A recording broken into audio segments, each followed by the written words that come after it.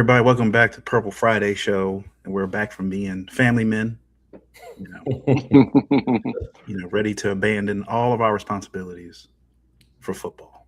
It's almost time. It's Right, almost football. time.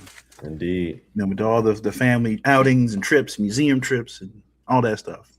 Time for us Fall is coming. get to get Get out of get here. our seats ready on the couch, bourbon in one hand, maybe a burger, some nachos, Or I'm a ready. baby in the other Or hand. baby, right. You gotta do, Yeah, baby. Two babies. I do. You're right. Look, they nap better when I'm watching football. Even when I'm amped up, it's fine. Scientific fact. But it's definitely football season because we've already seen the talking heads just start. Lamar Jackson is his. I saw one the other day. I think I don't think Trey either posted or Travis you posted it. Was when they were talking about on ESPN is if Lamar job is safe. Travis. Like it potentially could be ousted. I'm like, this is what we're doing. It's July. I get World Cup is going on, but I guess ESPN doesn't care. So they're like, we got to drum up something to get people talking. So, Yeah. But training camp is upon us. It starts 2 weeks, and from what we've heard, I think in mini camp and the OTAs and things like that, it does appear to be at least the atmosphere is different. Jesse Minter's been a lot more, I think, vocal, more present. They did mention, I think, Harbaugh towards the last couple of years of his tenure was kind of, hands off really practice wise and would only show up like the last 30 minutes or so. But Minter has been pretty much involved. He's been in special teams. He's been in offense. He's been in defense, just talking, seeing what the guys are doing and things like that. Declan Doyle, I know Lamar Jackson has been pretty from what I've heard from Lamar, it's been nothing but praises from Declan Doyle, and he's excited about this offense and where it could possibly go. But I think the main thing is, the Ravens, outside of Trey Henderson, didn't really make a huge splash, which they normally don't do a free agency. So they're going to rely on a lot of guys, they've already either drafted or had from the previous years. So the first, our topic for right now is Ravens that make the leap this year, obviously with new coaching staff and then being more defensive oriented with Jesse Minter as head coach. I guess, what are your the guys on offense that you expect to take that leap and maybe the guys that are on defense? I'll go last. Who do you guys think, they're putting a lot on these second or third year guys to become, all, like, not necessarily all pro, but maybe pro bowler type players to get them to a Super Bowl? Like, who do you think are the young guys right now on this roster that could make that leap this season? I think just going straight for the receiver position. Obviously, we expect Zay Flowers to, he was our number one receiver. Last couple of years, he probably was top 5 in receiving yards across the league. I think we're going to expect him to keep getting better. I think that's a given. I think what we would like to see from him is to eliminate a lot of the mental errors that we've seen, some of the mental mistakes that, costed us in crucial moments. But I think, in this new system, I think Zay's going to be fine. But as far as more of like a major leap, I'm still looking at Tez Walker to make a big leap in his offense. I think it's time for him to kind of step into a new role here. All offseason, we kind of waited to see if there's going to be a move at receiver. Rashad Bateman is still on this roster as of right now, so it doesn't look like he's going to get moved at this point. But that doesn't necessarily mean that I expect him to make a leap. I'm not sure how big of a leap he's going to make in his offense, especially bringing in, we have these new tight ends that we brought in as well under Mark Andrews. The offense is going to look a little bit different. I don't know if this is going to create more opportunities for Rashad Bateman or is going to eliminate some of those opportunities. So either way, I think it's a bigger opportunity for Tez to kind of step in a role where he can kind of be utilized more of a weapon instead of just a body on the field clearing out routes for Zay or whoever else. I think if we look at how the year started, was that last season where Tez kind of had a great start to the year. I think he started the year with like 3 catches for like 3 touchdowns or something. Yeah, it was like every catch I think was for a touchdown. Like every time he touched the ball was a touchdown. And I just think that I know it's, I don't want to do like recency bias, but it's kind of like you start the year off like that and then you just kind of just go away. It's kind of like, I'm kind of charging that to the coaching staff and not being able to utilize him more and keep him with the momentum that he had started the year off and kind of utilizing him further in the line. So I'm expecting a leap from him.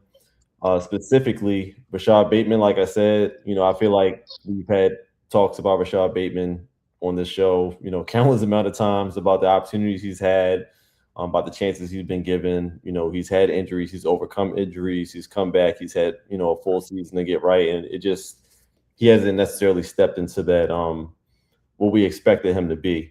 So honestly, my expectations aren't as high, but if he surprises us, that'll be great. And then I'll just say finally, just offensively, outside of Lamar, we'll get to him later. We obviously expect him to make a leap again, especially with the added bulletin board material that they got on him in recent times. But the offensive line, we're expecting a leap from them. I mean, we got a new coaching staff. Who's that Ledford over there that's coaching the linemen? Mm-hmm. Big expectations from him coming over from Atlanta and how he worked over there in that run game with Bijan. So we have high expectations for the line in general. The center position is still in question, but from what I'm hearing, it seems like they kind of like their options that they have. Not that they won't make another move to kind of shore up that position from a outside outside source. Maybe they'll still try to add. But from what they have in the building right now, it seems like he's kind of pleased with those guys. So I'm expecting the line to just be better in general. And like I said, it's not that our roster has upgraded that greatly in that department. We obviously lost Tyler Linderbaum, so that's going to be a pain piece there. But I am expecting to see more than what we saw last year because that's going to be a big, crucial part of the success that Lamar Jackson and the rest of the team has. So, we kind of know what we're getting with Derrick Henry, but can we get that type of production from him with, the offensive line that we currently have? That's what I'm looking towards, and hopefully this coaching staff can kind of push them to their full potential because we have not seen that already previously. So those are like the main pieces for me. I think at receiver with Zed, we know what we're going to get. I think he will take a step up, but I'm looking for a major leap for Tez and for their offensive line to kind of be a little bit more of a cohesive unit going into the start of the year. Yeah, I got two. I mean, Tez is the obvious for me. Like you said, like this guy has showed all the potential, and it seems like he just needs a shot, right? And Bateman has been a disappointment year after year after year. A lot of people are saying that Bateman could take a leap in the offense, like that our new OC can get the most out of him.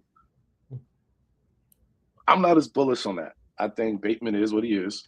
He's injury prone. He's inconsistent. He's a head case. Mentally, he takes himself out of games all the time. He's high potential, high bust, but he's more high bust than high potential. I think Tez just needs opportunity. He has had the time to learn. He's produced when given the opportunity.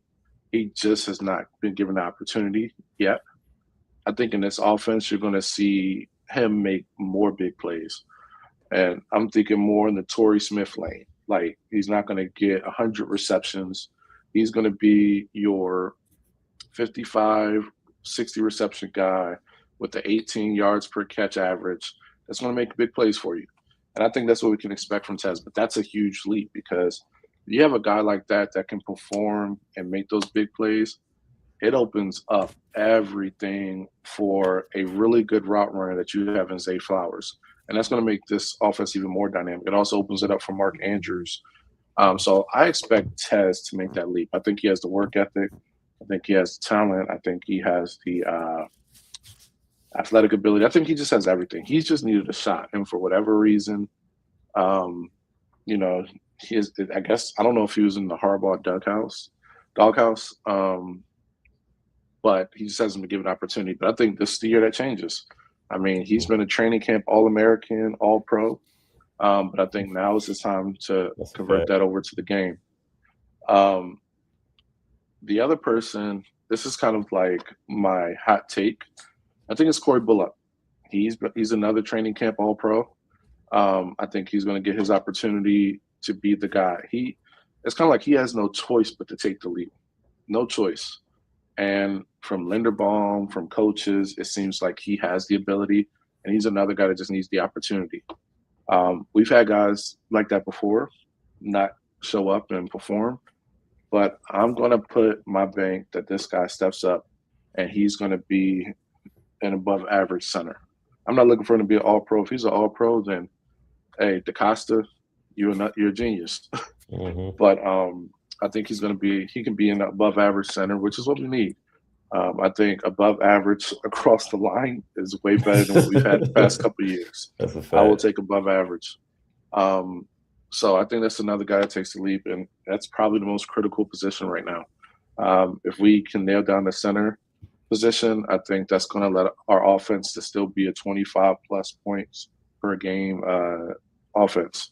So I think that's going to be the guy. I mean, I don't have faith in Bateman taking another leap.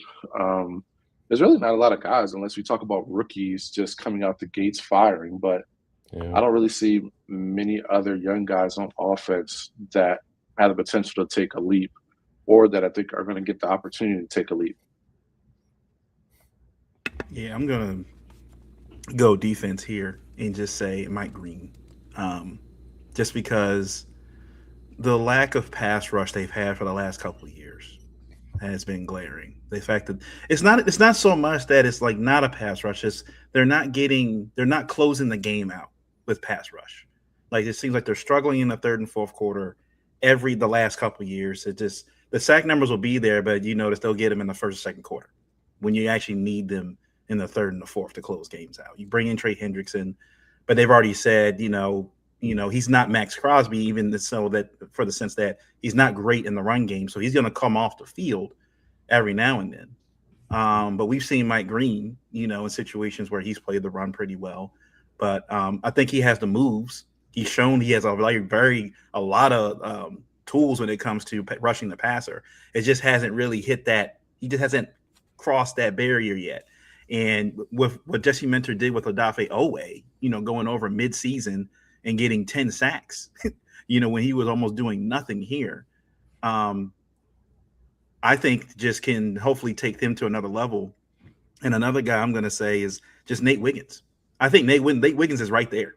There were a few times last season where he jumps the route, but he drops the ball or, hits him in the pads or whatever. And it's like, I think, Trey, you mentioned in the chat, like if he just, gets in that jugs machine a little bit, he can start housing some of these things. Like he's been right there, to take. And I think that's the big thing about this Ravens team. And we've been, I think, chasing, that Ravens, even 2012, even prior to that turn takeaway machine, that Ravens takeaway machine. They can just flip the field, create short fields for Lamar in that offense, not have them go 85 yards every single time they go down the field.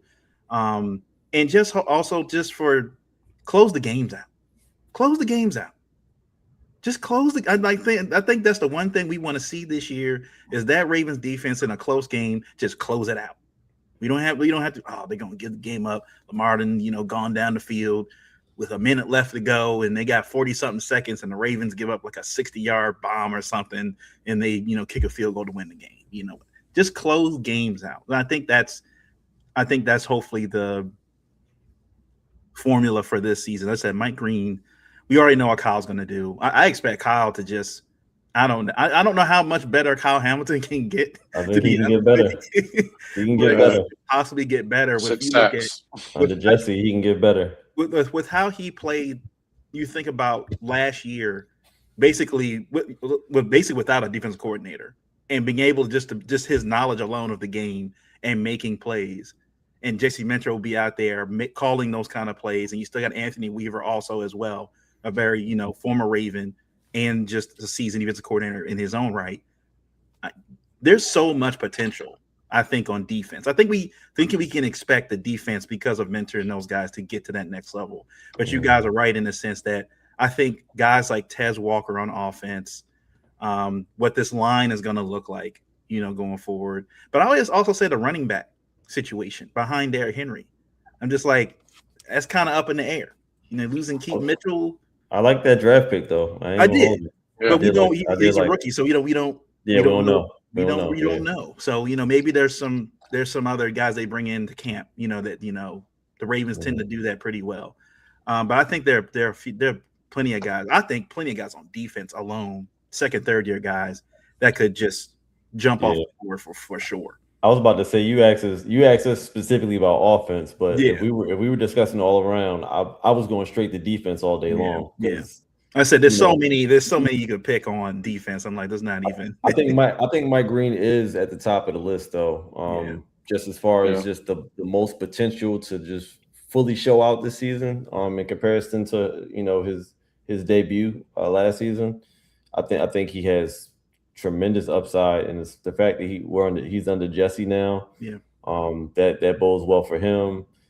Kyle, that'll be in kind of a slightly different system. He'll be able to probably be even more creative than I think the Kyle Hamilton, the way he was in our defense last year. Yes, they used him in creative ways, but I think it was more so Kyle line up at this, Kyle line up at that. It wasn't really like creative in the sense of naturally, like organically in the system being creative. It was more like just blitz on this play. Just do this on this play. I mean, I think that it bodes well for that with Jesse being there. Malachi Starks, I think he has a tremendous opportunity to get better. We have I forget the other safety we brought in from New England. What was his name? I can't remember his name, but he was pretty. Yeah, they say he was pretty solid. Him alongside with Malachi as well. I think all of those guys have huge potential for a big jump. To see the defense, across the defense period, there's huge opportunity here for those guys. And that's not even including them having a new coaching staff. So I'm excited for that. I think the big thing I'm looking for defensively is Kyle Hamilton. I was reading when the ESPN survey about the top safeties, he was number one. Man, I found it odd that man only got like 5 or 6 interceptions for his career. Yeah, I want to see him create more turnovers, and I think that's possible in his defense. But yeah, I think across the board, like I think that secondary is going to be the best secondary in the NFL. Like I think Wiggins takes the leap. I think Malachi takes a leap. I think Jalen Hawkins is going to thrive. Jalen Hawkins, he is so underrated. Yeah. And I mean, I think Chandler Rivers is going to remind us of Tavon Young. Okay. So I think when you look at all of those, I think the whole secondary takes a leap. Even Marlowe, like he'll come out of that junkyard that he's in right now, being trash, and be closer to All-Pro Marlowe. He's gonna take that leap on a pay cut. That's what he needed to do. Right. They said Nate Wiggins. Well, Nate Wiggins said himself in that interview that I saw. He said he hasn't been 100% since he's been in the league. So he said this season is the first season he's going into feeling 100% health wise. So he's been playing kind of nagged up and everything. So we'll see what that changes too. Yeah. So I wasn't aware of that too until to the close of the season when he said that. So it'll be interesting to see him going in a season actually 100%. Yeah. And I mean, and a rookie, I guess, an offense out throughout Jacoby Lane, just his measurables alone, just like they were talking about him in camp, and he's already ingratiated himself with the staff. He's been doing little videos and stuff with the lunch people. He's in there. I like the other guy a little bit. Surratt. I'm excited for him. They have some interesting talent on offense, and then I'm interested to see what Doyle does. And I feel like going into camp, I feel like outside of Zay, I feel like especially on offense, they're man, look, man, we got new tight ends, we got new wide receivers, new O-line, spots are open. Like there's nobody outside of maybe Ronnie and maybe Ione online. Like everybody else, like, look, we're gonna have position battles. Full competition, yeah. We're gonna have position battles, for these top spots. So I'm excited for training to see what these guys do in training. Yeah. Next one. So it's football season when the disrespect comes from Lamar Jackson. This man says nothing. Lamar says literally nothing. They showed he has he's in Florida. He was in Florida, I think, a week ago. He's got a girls flag football team that he's sponsoring down there in Florida. He's doing all this stuff back home, doing stuff here. He's been here almost for every session. He's been there for OTAs. He's been there for mini camp. He's been there like all the time. Even when I think it was the day that the guys were supposed to report after the draft picks got there, they were ready that morning to say, "Why isn't Lamar in camp? And then 2 hours later, Ravens show a video of Lamar walking into the facility.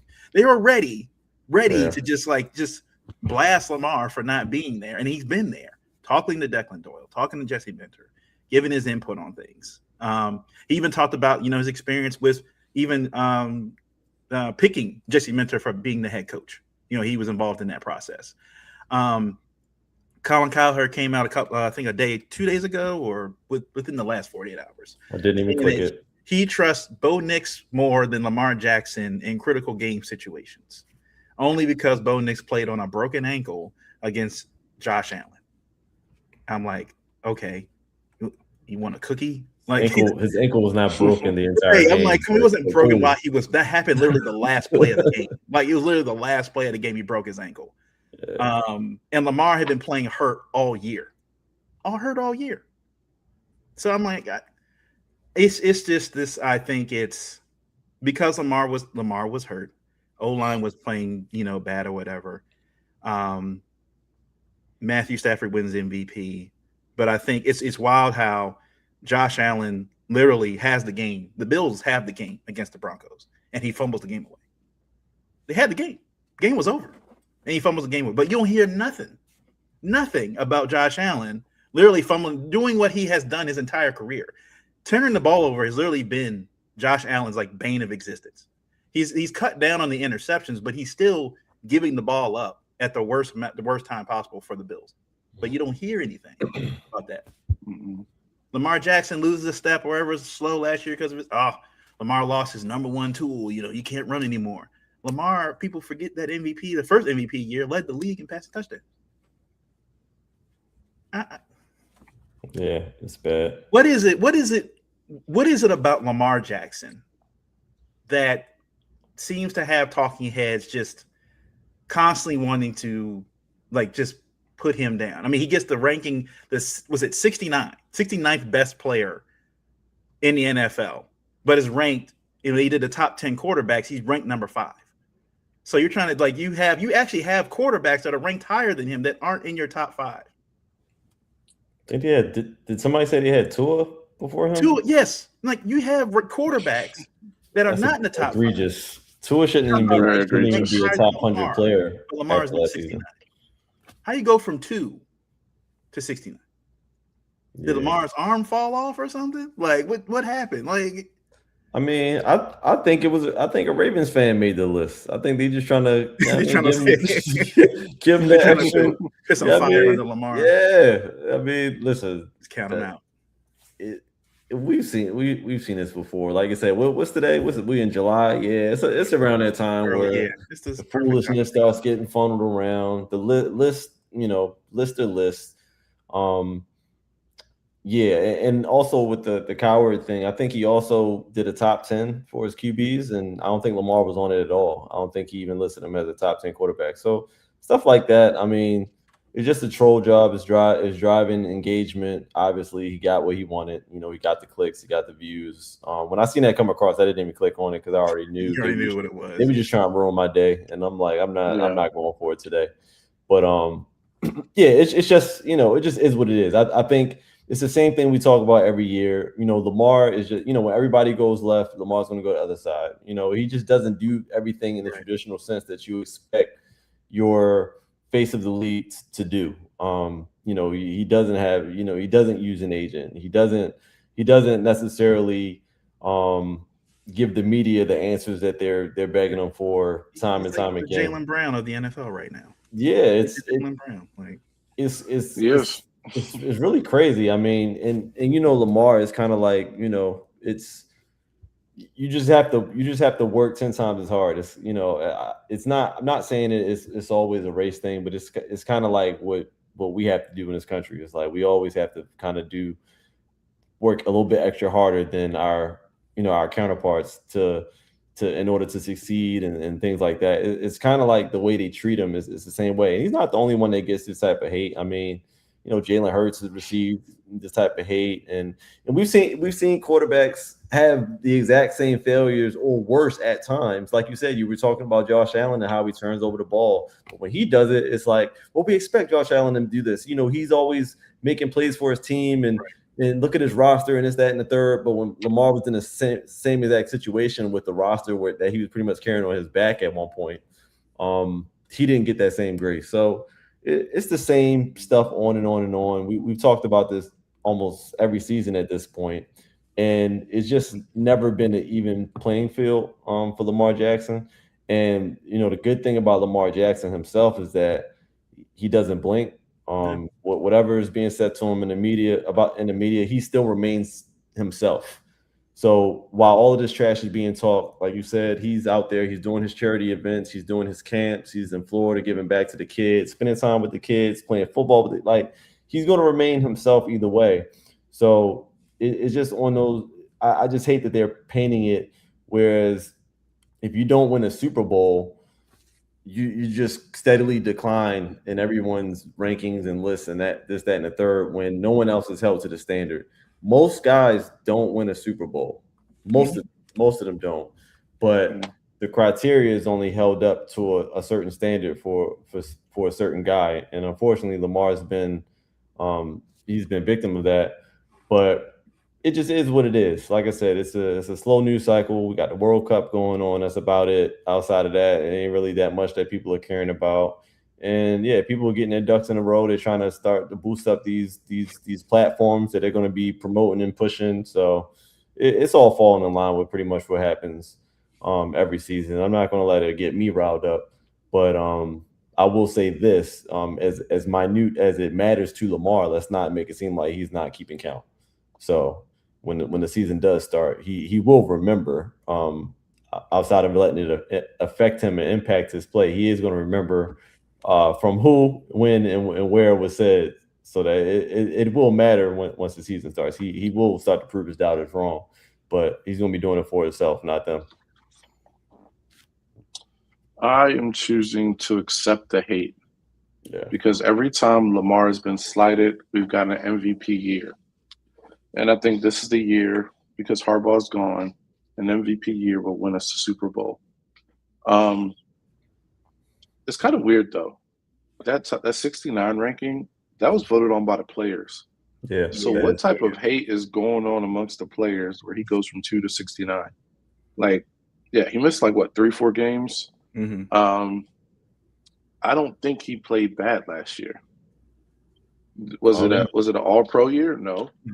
But he didn't play bad. There were games where he won it on his own. That Pittsburgh game, he was about to win it on his own. Yeah. We had coaching losses last year. I was just about to say that last play where he literally is two Steelers right there. He splits the defenders and finds Zay towards the back of the end. I mean, come on. Yeah. And then when you look at Joe Burrow, can't even finish the years ahead of him. And he was ranked higher. Trevor Lawrence is ranked higher than Lamar Jackson. Crazy. Trevor Lawrence. Cortland Sutton. All right, that's a different position.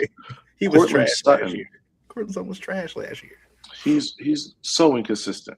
I didn't even look at the rest of these. If I was to go through this list right now, I promise I would get mad. I didn't even look at it. I think once they got to Lamar Jackson, I think a lot of people look at this list as just like, okay, this is trash. This is impact. Yeah, it's pretty bad. I mean, Roquan Smith ranked ahead of Lamar. Come on, man. Why was Tua on the list? Period. After last season, that's what I don't understand. You tell me there's not 99 players in the league better than Tua, right? Why was Kyle Hamilton ranked 63? That's another thing that makes Kyle Hamilton's a top 10, 15. So that literally makes no sense. If he's the number one ranked safety, you can't be 60 something on the list of top players. Like I don't know how they did the list. Kevin Byard was ranked ahead of Kyle Hamilton on the list. I don't know. Nobody. He's been getting cut left and right. So I don't know. But anyway, like I said, we've gotten the best out of Lamar, and we're in this age of rage baiting, and that's what Colin Cowherd does best. ESPN is trying to get their ratings up. Mhm. I mean, I don't know who this Courtney lady is that they got on First Take that said Lamar is the one that's more likely to have his job on the line. Job on the line for who? For who, right? For who? Ty Huntley? Ty Huntley?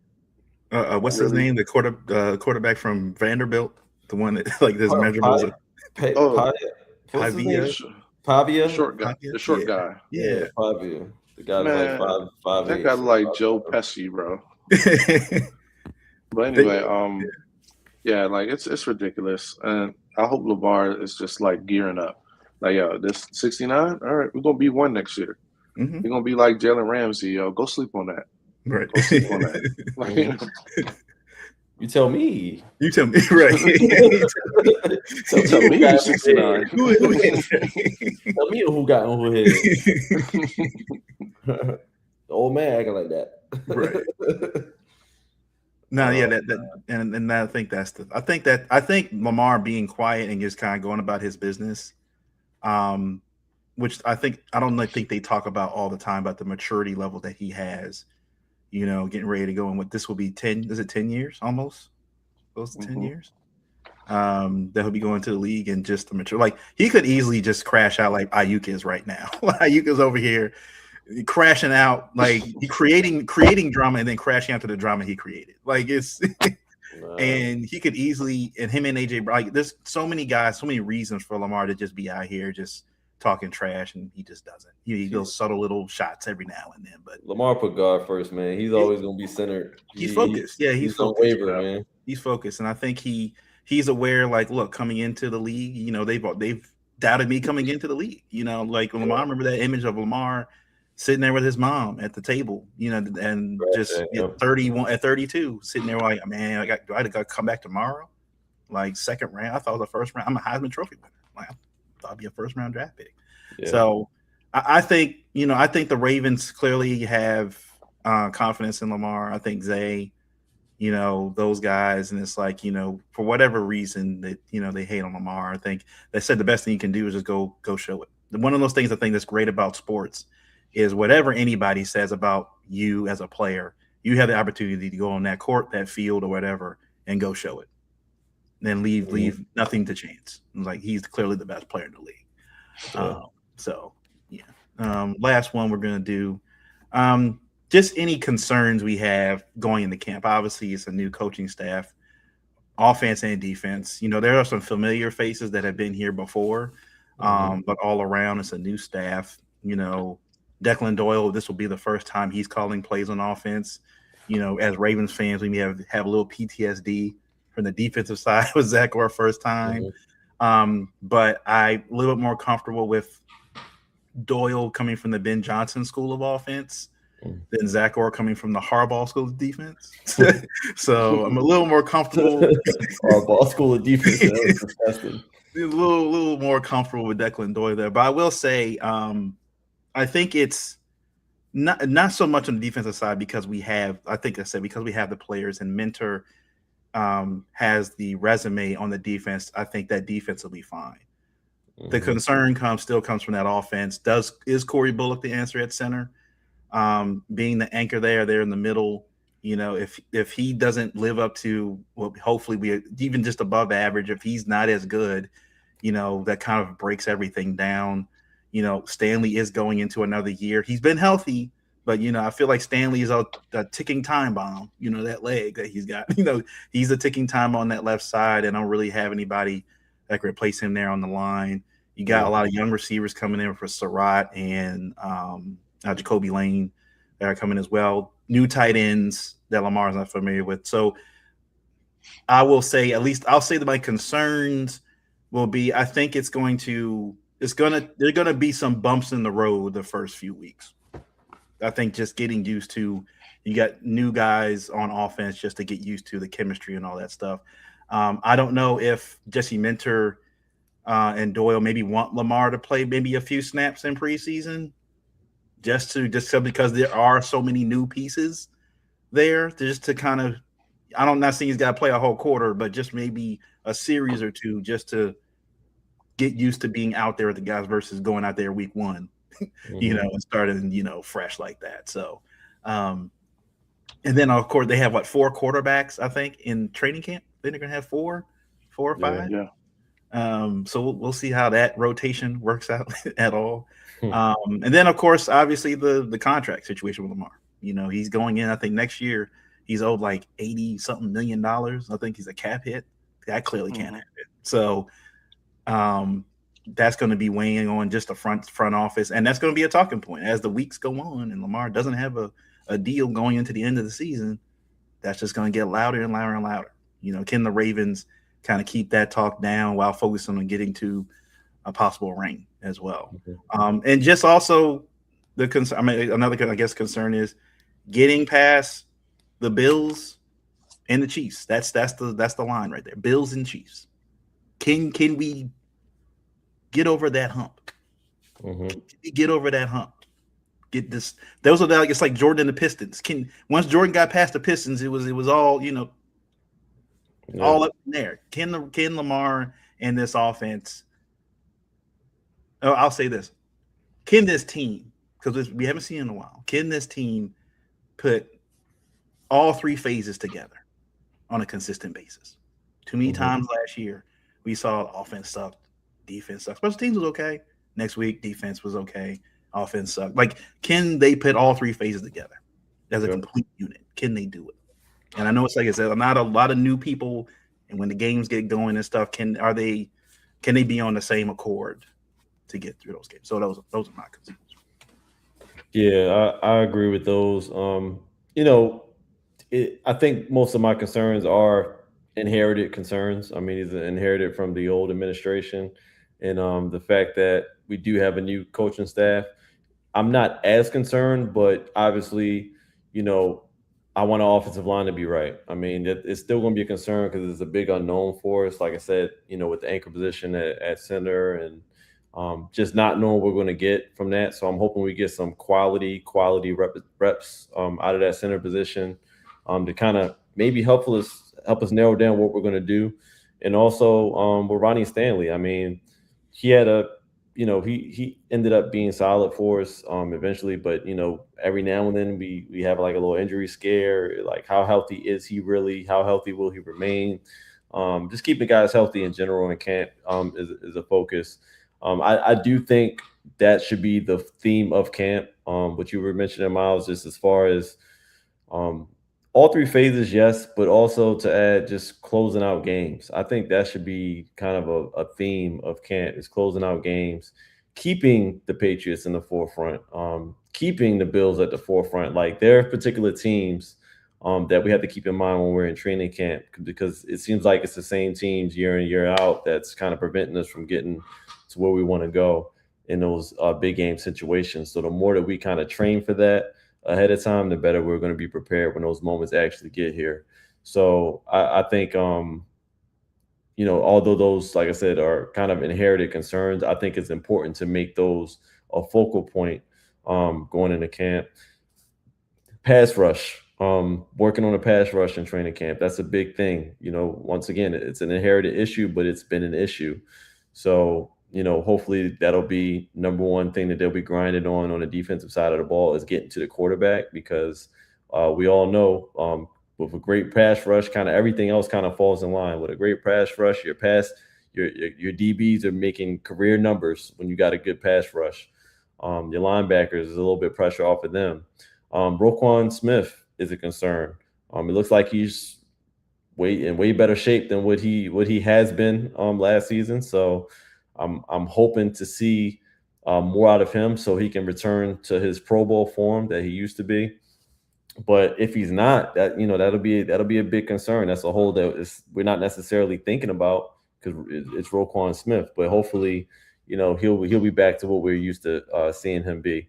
So those are kind of my concerns going to camp. It's mainly centered around the line and just how we're going to do to protect Lamar, so he can play a full season, a full healthy season. But like I said, on the defensive side of the ball, it's the same concern I've had all year. I'm sorry, every year has been rushing the QB. I just think we got to get to the quarterbacks. Those quarterbacks on the other side, they're just too good to just let them sit back and do what they do. Just passing the ball down the field with no pressure that just puts a lot of strain on our DBs and secondary. So hopefully we can get that right, and that'll kind of take the pressure off of everybody else, so we can finally play some sound defense under a good system with Jesse Minter. So those are my concerns. And like I said, I think the main goal is to go into training camp with the theme, and that theme is closing out football games and focusing on the people we know is going to be a battle. So we want to keep those teams in the forefront, not overlooking anybody, but we know what it's going to be at the end of the year. It's going to be the Chiefs, it's going to be the Bills, possibly the Bengals, who knows? But those are the main concerns, and I think they should go into training camp with those things in the forefront. I think my concerns, I think it's like pretty obvious. Like, the concern is going to be the offensive line. Are we good at the guard position? Are we good at the center position? Will Ronnie Stanley hold up? Will Rosengarten get his rookie form back? That's the obvious thing. My sleeper thing is, will the run game be as successful without Pat Ricard? Because we've seen, like, when he wasn't used, we struggled, and we had to integrate him back in to kind of get the offense going. So that's a concern. That's definitely a big concern. I think the instant impact of these rookie receivers is a concern, because we don't know what we're going to get, and we can't live. Well, I'll throw Tez in there with the rookie receivers, their impact. We can't live on Zay Flowers alone. We can't. We know Bateman isn't going to be the guy, so we need somebody else to be there. So offensively, those are my concerns. Defensively, will guys stay healthy? Will guys take the next step? Will we have a pass rush? Is Trey Hendrickson really about to be the guy we just paid that money to? Those are my big concerns. Defensively, it's kind of like, those are like the obvious concerns that you would have in the offseason where there's been so many changes. I think the other concern is just Lamar integrating himself into this offense. I know everything sounds well and good, but preseason, like Miles said, like, you want to see him get a few snaps, because the huddle is different. The expectations from Declan Doyle are different. He's more detail oriented than what's the guy that we just left? Monken. I don't even know this guy anymore, but he's more detail oriented. He expects a lot more, and there's going to be more creativity just based upon his coaching tree. So it's just a lot of questions. Like, it's optimism, but a lot of questions that come with it. So questions, I think, and concerns, I'm kind of keeping on the same tier. But those are the ones for me. Like, I think there's a lot of optimism, but I have a lot of questions because nothing has been proven on the field. It's just great practices in shorts. So, yeah. Before we get out of here, do you guys think that there's any potential, like, big free agent signings that may be headed towards the Ravens' way? I've been seeing a lot of the memes lately about dances that Bateman and Diggs will be doing together in the end zone. Stephon Diggs. Yeah, apparently Diggs is. That's the only one I can realistically see happening at this point. Like, as far as big names, I don't think Hill. I don't think. I can see Diggs making his way over here. I wouldn't be too excited or thrilled about it. I would not be accepting of it either. If he makes his way here, he makes his way here. But big signings at this point, I don't know. Maybe it depends on one. Like, after a week of camp, we'll kind of see if stuff starts shaking. But I can't see anything major outside of possibly a Diggs signing, seeing as though he, it's up to him, like, where he's going. He's a free agent, right? So yeah. Only thing I can imagine. Yeah, I think that's it. I'm just taking a look at the current free agents, and I don't see any guy that, the big splash that I know is not going to happen would be Tyreek Hill. Yeah, because it looks like he's still out there. He might still have a suspension, right? Possibly. And those pending Yeah, they haven't suspensions. announced anything. They haven't announced anything, but something to look at. Domestic stuff going on. Yeah. So, but yeah, I think Diggs is probably the only one. I don't really see anybody that's attractive out there. Pause. Yeah. Yeah, it's quiet in July, man. I don't know. Really, just like now, like the World Cup the final is on Sunday, and we're going to be entering this lull of just like nothing right now. Like, NBA free agency is kind of already just come and gone. Baseball is, if you're an Oriole fan, you're just like, whatever, I don't care anymore. Like we've been going through it all season. They've been like, win 4 games, they lose 5. Win 4, lose 6. Like, I ordered that new O's jersey. The Camden Yard colors. Yeah. That was nice. I ordered it in May. It came this week. Are you serious? It just got wow. Yeah. Fanatic. Not that I missed it or anything, but I think it was like on back order. I don't know. Fanatics. This was a Fanatics. Fanatics, yeah. Trash. Fanatics been trash. Yeah. I hate Fanatics. If I can go to the school, the actual store, the Oriole, come and get it myself, I will. Yeah, I would have did that, but I wasn't coming all the way down there for it. So. No, I don't blame you. Yeah. But yeah, that's it. I mean, we got another 2 weeks before this gets going. I think they're still having their scheduled joint practices. I think I forgot who they were playing this year for joint practices. I don't know if they're still going to do the hardball, the Chargers. I don't know, but I mean, Minter obviously still has a connection with Jim, being Los Angeles Chargers. So maybe they continue that. What up, Corey?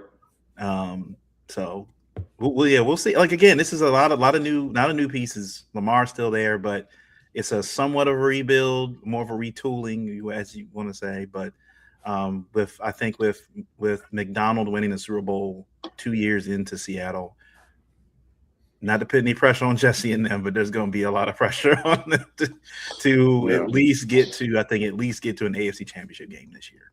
Yeah, that's going to be the expectation. I don't think it's going to have a lot of wiggle room to like, oh yeah, we can just go 9-8. No, I ain't gonna fly. We need a 12-13 win season and potentially and maybe be in a championship game and go from there. So for sure. But that's it from us. We'll be back on a regular basis once training camp gets going with kids or no kids. One of us will probably have a kid, be around. Mine will probably run around back here, doing whatever. So yeah, we'll catch you guys in a couple of weeks. Get ready for football season. Get your steaks ready. Get your chicken wings. All that good stuff. Get the grill. I'll be excited to get back on the grill when it's not 115 degrees outside. Or barbecue oxygen in the air right now. Right. It smells like somebody. It smells like a giant. Something. Yeah, it does. Yeah. Like I went outside this morning. It's terrible. Yeah, the moon was pink. It was crazy. Yeah, it's straight smoke outside. Straight. Somebody cooking a really big brisket. That's all I gotta say. Really big brisket outside. But that's it from us. We'll catch you guys in a couple weeks. Peace.